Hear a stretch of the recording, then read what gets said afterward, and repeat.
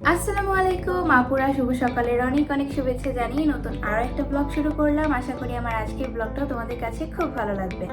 তো 2-3 দিন আগে আমি যখন আব্বু আম্মুদের বাসা থেকে আসলাম তখন কিছু পুদিনা পাতা ছিঁড়ে নিয়ে এসেছিলাম, তোমাদের কি মনে আছে?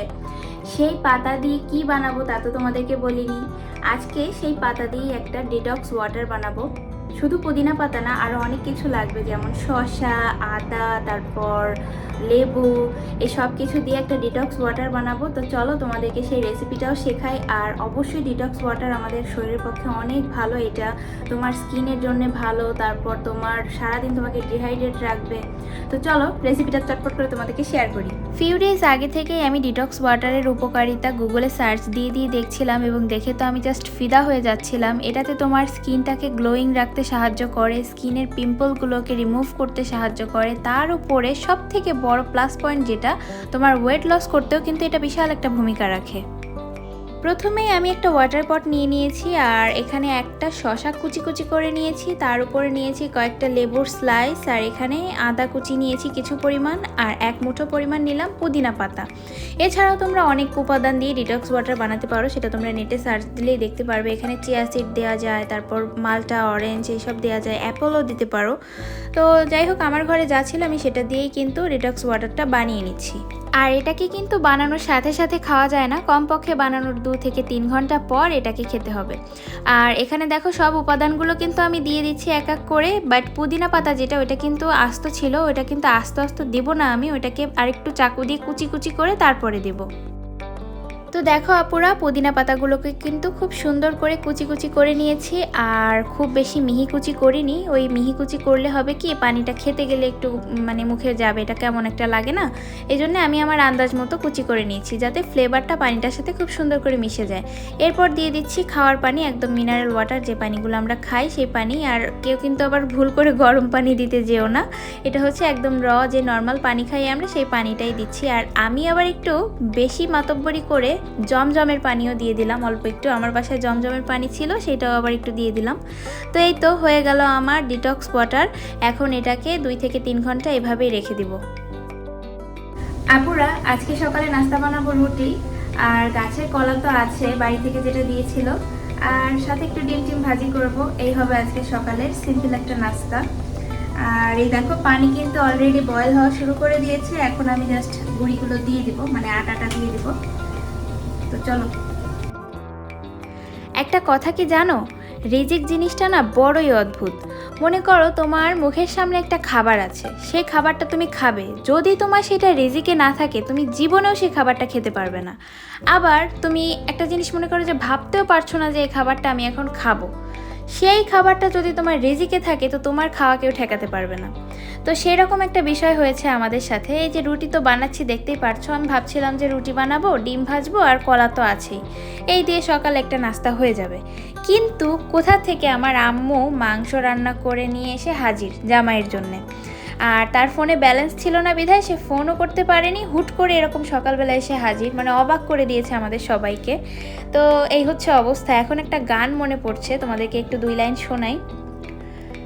যদি থাকে নসিবে আপনি আপনি আসিবে, জোর করে মন হরণ করো না, করে ছলো না, এ যে ভীষণ যন্ত্রণা। আমার আম্মু একটু ক্যামেরা শাই, যে কারণে চাইলেও না সেই এক্সাইটিং মোমেন্টগুলো তোমাদের সাথে শেয়ার করতে পারি না। এই ধরো মনে করো আম্মুর সামনে ক্যামেরাটা অন করে গেলাম, আর ঠাস করে ক্যামেরার সামনেই আম্মু এমন একটা কথা বলে দিল, আমার পুরো ভিডিওটাই পাঞ্চার হয়ে গেল।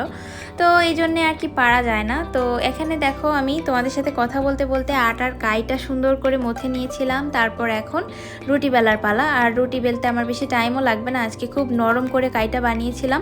তো বানাতে বানাতেই হচ্ছে যে কাহিনী ঘটা সেগুলো ঘটে যায়, মানে আম্মু চলে আসে। তো এদিকে দেখো আমি চা বানিয়ে নিচ্ছি টি ব্যাগ দিয়ে। কালকে তো আম্মু বলেছিল জামাইকে চা বানিয়ে দিবি টি ব্যাগ দিয়ে, টি ব্যাগের চায়ের কালার সুন্দর হয়, খেতে ভালো লাগে। তো সেই মোতাবেক আমি একদম চা বানিয়ে নিচ্ছি। 2টা টি ব্যাগ দিয়ে 3 কাপ চা বানিয়ে নিচ্ছি, মানে 3 কাপ বলতে ওর 1 কাপ আর আম্মু 1 কাপ খাবে, সাথে যদি একটু থাকে তো আমি খাবো, এই। তো এদিকে তো আমি চা বানাচ্ছিলাম আর ওদিকে তোমাদের ভাইয়া কিন্তু সকালে নাস্তাটা সেরে নিচ্ছিল। মানে রুটি তো আমি বানিয়েছি আর আম্মু তো মাংস নিয়ে এসেছে, গড়ে গিয়ে সোনায় সোহাগা হয়ে গেছে, বুঝলে। তো আপুরা দেখো, এখানে আম্মুর অজান্তে আমি অল্প একটু ভিডিও করে নিচ্ছিলাম। আর এই কষ্ট করে সকালে এই ডাল নিয়ে এসেছে আর এই মাংস নিয়ে এসেছে জামাইকে খাওয়াবে বলে। আপুরা, এই সেই ডিটক্স ওয়াটার যেটা আমি সকালে বানিয়েছিলাম। তো এখন মোটামুটি 3-4 ঘন্টা হয়ে গেছে, আমি গোসল করে আসলাম মাত্র। তো চলো এখন এটাকে এখন খাবো, খেয়ে তারপর তোমাদেরকে রিভিউ দিব আসলে এটা কেমন লাগে। বিসমিল্লাহ।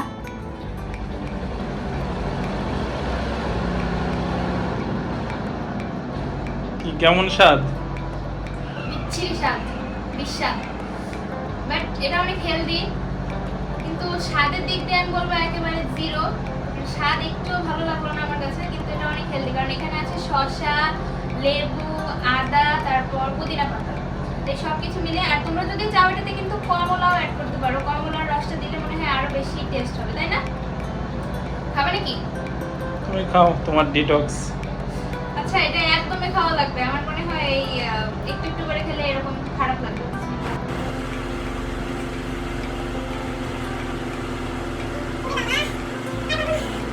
আপুরা একটু বিকালে বাইরে বের হচ্ছি সবাই মিলে। তো ছোট ছেলে বায়না ধরেছে ওর একটু খেলনা কিনে দেওয়া লাগবে, এখন সেই বায়না পূরণ করার জন্যই আমরা সবাই মিলে বাইরে বের হচ্ছি। তো চলো বাইরে গিয়ে কি কিনি না কিনি, কি ঘোরাফেরা করি সব তোমার সাথে শেয়ার করবো।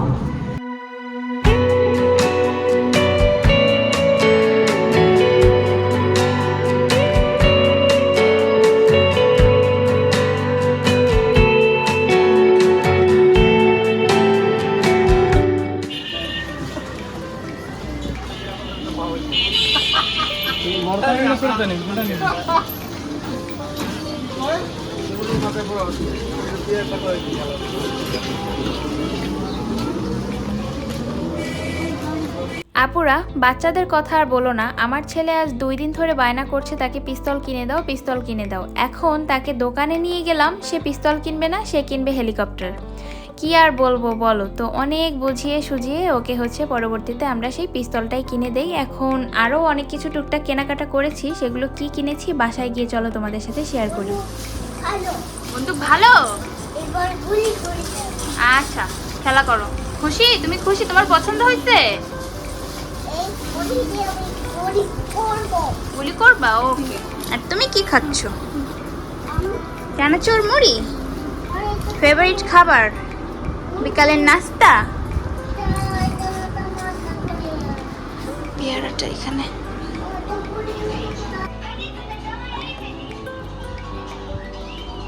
বন্দুকটা একটু দেন, একটু দেন।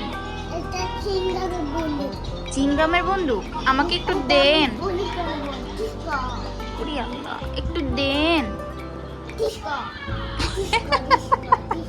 তো এখানে দেখো এই মাসে না একটু চিনি শর্ট, মানে চিনিতে টান পড়েছে।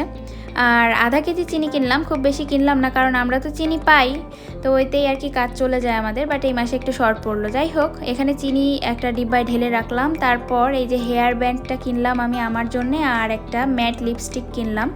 আমার আসলে ম্যাট লিপস্টিক দিতে খুবই ভালো লাগে, বাট আমার লিপস্টিকটা শেষ হয়ে গিয়েছে, এই জন্যে আবার আমি একটু ম্যাট কালার একটা লিপস্টিক কিনলাম। আর এই ব্যান্ডটা তো খুব পছন্দ হলো, এই জন্য নিয়ে নিলাম। আর বাজার বলতে একটু সালাতের জন্যে শসা কিনলাম। কেন কিনলাম কালকে তোমরা ব্লগটা দেখলে বুঝতে পারবে, মানে কালকে একটু স্পেশাল একটা ব্লগ হবে। তো চলো এগুলো রেখে দিই। আজকে কিন্তু বেশ অনেকটা সময় বাইরে ঘোরাফেরা করলাম, আর কি কি কেনাকাটা করলাম তা তো তোমরা দেখেই নিলে।